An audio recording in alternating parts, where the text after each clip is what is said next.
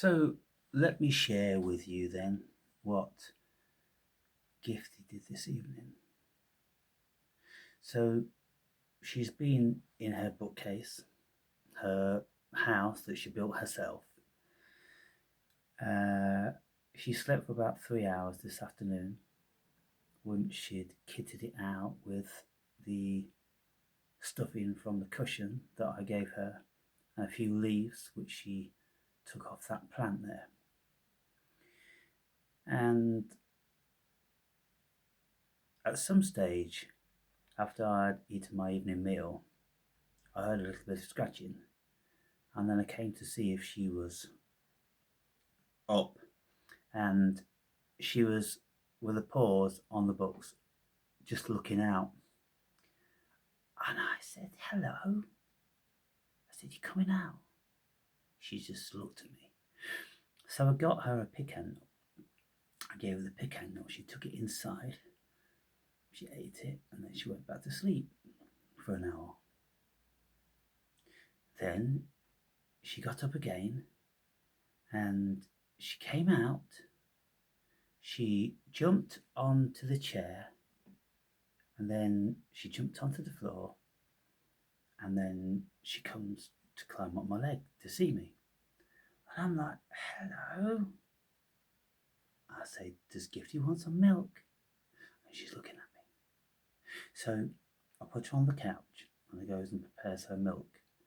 And when I brought it in, she knew exactly that it was milk time, and she came running over towards me, and she drank the milk feverishly. And then as soon as she drank her whole syringe, 12 mils of milk, she engaged in another pecan nut. Only she always likes to eat whatever she's eating while she's sitting on my hand or on my arm. And if I try to pull my hand or my arm away, she's not having it. She wants to sit on the hand. So, okay, I just sit there and watch her and kiss her. And she ate 1.5 pecan nuts. And then I got up and I came to sit down in this chair. So she jumps down from the couch and she follows me. And she comes up, and she had about 20 minutes where she's running around and round and round and having a little bit of a wrestle with my fingers and that sort of thing. And I'm just laughing at her and enjoying her company. And then I've got my hand like that because she was running around and around and around. So I put my arm like that. And then she sat up on the top and she laid down and she just looked at me. And I'm looking at her like this. And so with the other hand, the one I'm holding this with, I just started to stroke her head. First, I went, "You're so funny, you are." And I touched the end of her nose like that. And she never moved at all. And then I stroked her beautiful little head. She just closed her eyes a little bit, and then I tickled all of her back. And I did this for about 15 minutes. And she laid absolutely spread eagle on my arm with her chin down like that, just loving it. And I'm like, wow, she's quite something. I'm watching Ed Gein, you know, the Netflix thing, The Monster, and there's different music in there and everything, and she turns around and she's watching it, and she's just watching it, and listening to it. And so there she goes and sits on here, and she sat here for like 10 minutes just looking out over that direction. Now,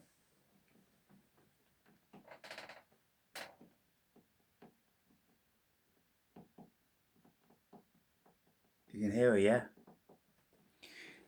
She's chewing. So having sat here for 10 minutes, she comes over this side, down this arm here, and she jumps down on the floor. And I'm like, where's she going? She walks over to the bottom of that chair. She jumps up on the chair, onto the armrest, onto the side, and then she gets into this tree and she has a nibble on this tree for a couple of minutes, and then she goes and gets in her house.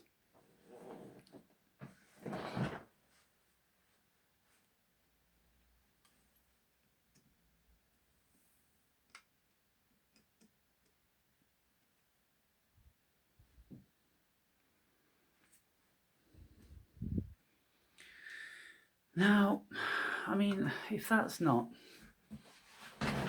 intelligent, if that's not social, I don't know what is. She comes out specifically to greet me. She looks at me in a certain way that tells me what she wants. And when I say, "Give, do you want milk?" she knows what I mean.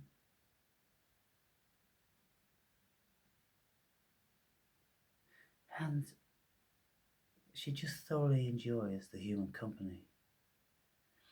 That connection of just being loved and tickled.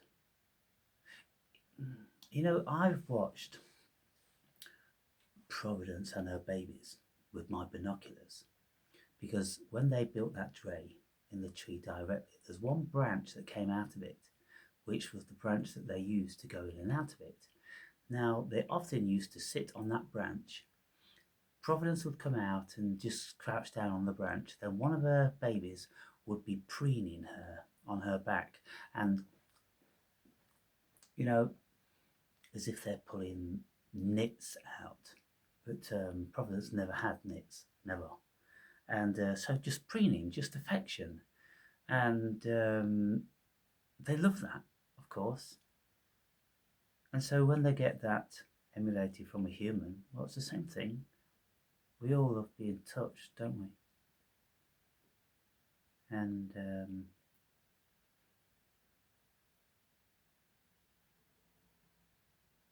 you know, if she just stayed in that house and she didn't bite all the wires, and she had one place to urinate, then that'd be fine.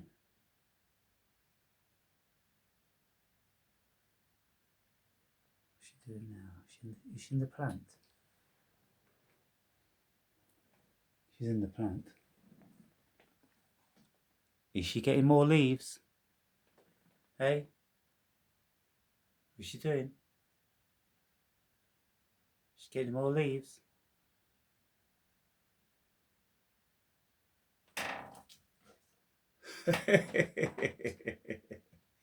Well, it's wonderful that you've got yourself a little tree. You got your own tree. Yeah, she's getting more leaves.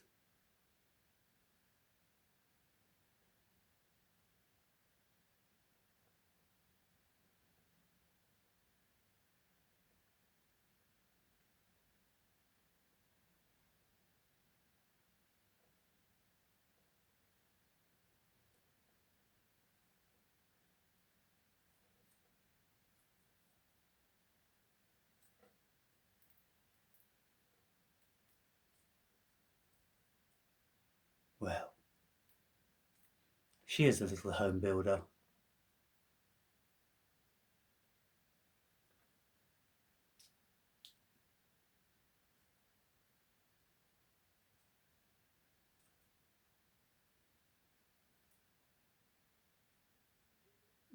Okay, so she's eating one of those leaves. And they like to eat bark and things like that.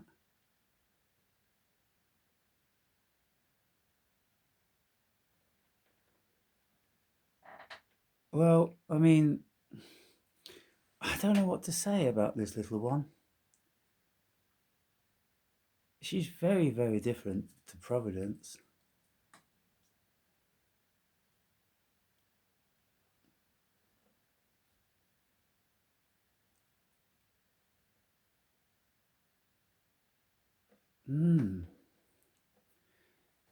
She's almost human.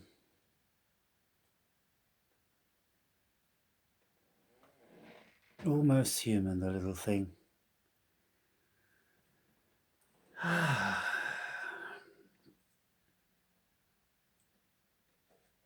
Oh, where's she going now?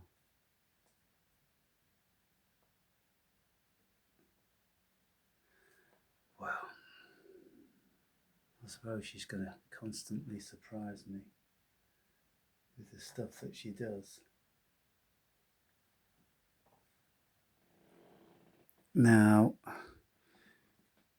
she's looking at trying to get over there where I've put that paper up there as a preventative. But doubtless there'll be a time when she'll just jump on top of the paper.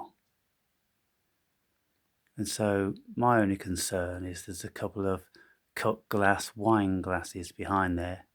So I'll have to move those. And then I'll have to lay that rock down flat. So when she falls, she doesn't hit herself on that sharp edge. So I'll do that now.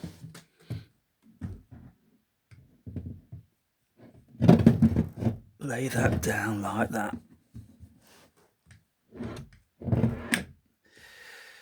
And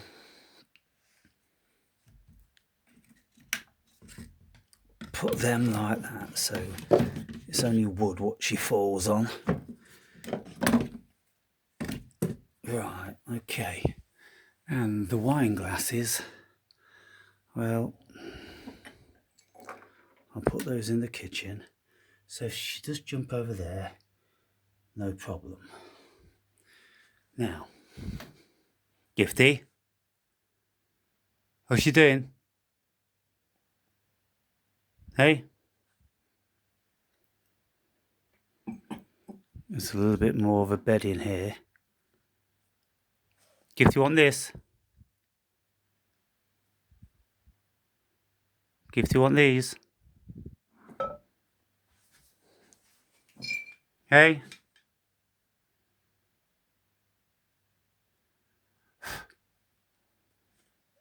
I'm sure she does. There you go. So I was looking to see how much room she's got in there, and these books, they would come to be about there. And so she's not got a lot of room. Yeah, about there. So she's got that much room. It's not a lot. And so what I can do is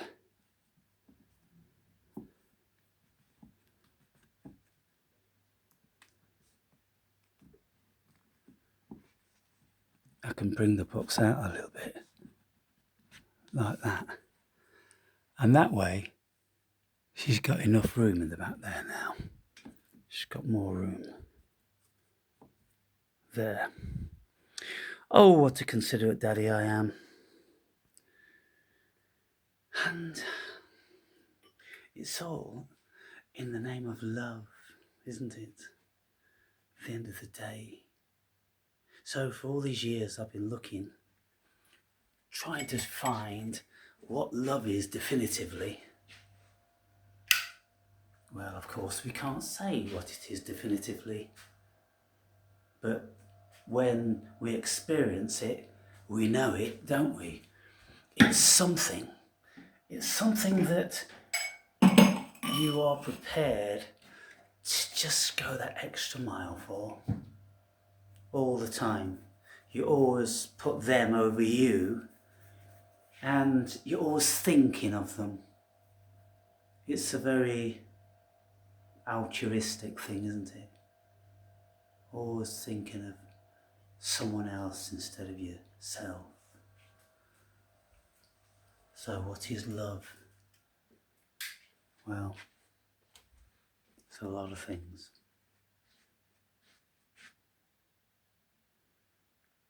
Fancy finding it in squirrels. On my epitaph, the man who loved squirrels. Very bizarre. Anyway, that's 15 minutes. Give the update.